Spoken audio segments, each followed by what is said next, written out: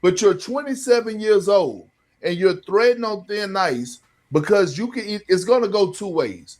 In 2 years, you're either going to find yourself looking for a job, or you could be looking at towards getting another $100+ million contract. The wildest part about the whole situation isn't about the stat line.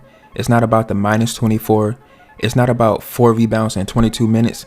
It's the timing. Because when Deandre Ayton said, "They're trying to make me Clint Capela, and I'm not Clint Capela," he didn't just question the role, he questioned the role that might actually save his career. And that's the problem. Let's start here. The Los Angeles Lakers don't need Ayton to be a star. They don't need him to post up on isolations. They don't need him to shoot mid-range face-up shots. They have LeBron, Luka, and Austin Reeves. Shot creation is not the issue. What they need is a defensive backbone, a rim protector, a vertical spacer, a good screen setter. In other words, they need a Clint Capela archetype. And that's where this gets uncomfortable.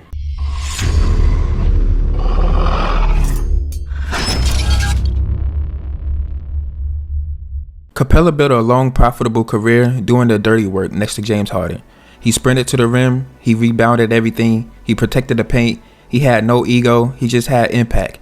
That's not limiting, that's just value. Meanwhile, Ayton is fighting for a contract, and that changes everything. This isn't just about wins, it's about leverage. Front offices aren't only watching the box scores, they're watching body language, effort, consistency, and to see if you actually buy in. And when you're 27 on multiple teams and still being questioned about your motor, that affects the next deal. Especially when the whispers has followed him from the Phoenix Suns to the Portland Trail Blazers and now to the Los Angeles Lakers. At some point, it's not the system, it's the pattern. In Phoenix, questions about his focus and engagement surfaced even during the NBA Finals run.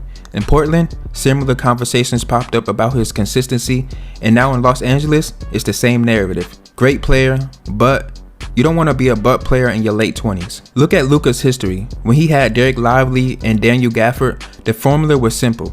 Set screens, roll hard, protect the paint, and get rebounds. They weren't featured scorers, they were elite role players. In the team that went to the finals, that's not coincidence. Luka thrives with defensive bigs who don't need a lot of touches to stay engaged. When Capela posted, "You've got two of the best floor generals in the game, lock in," that wasn't shade, that was a blueprint. Because right now, the red flag isn't missed shots, it's the motor. You can't be fighting for a contract playing next to LeBron and Luka and still have effort questions. The Lakers don't need him to be more skilled than Capela, they need him to be more reliable. Rebounding, screening, protecting the rim, because in today's NBA potential doesn't get paid, impact does. In fighting for a contract, reliability is currency.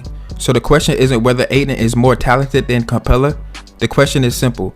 Will he embrace the blueprint that extends his career, or keep fighting for the comparisons that might actually save it? But if you enjoyed the video, leave a like and subscribe, and I'll catch you in the next one.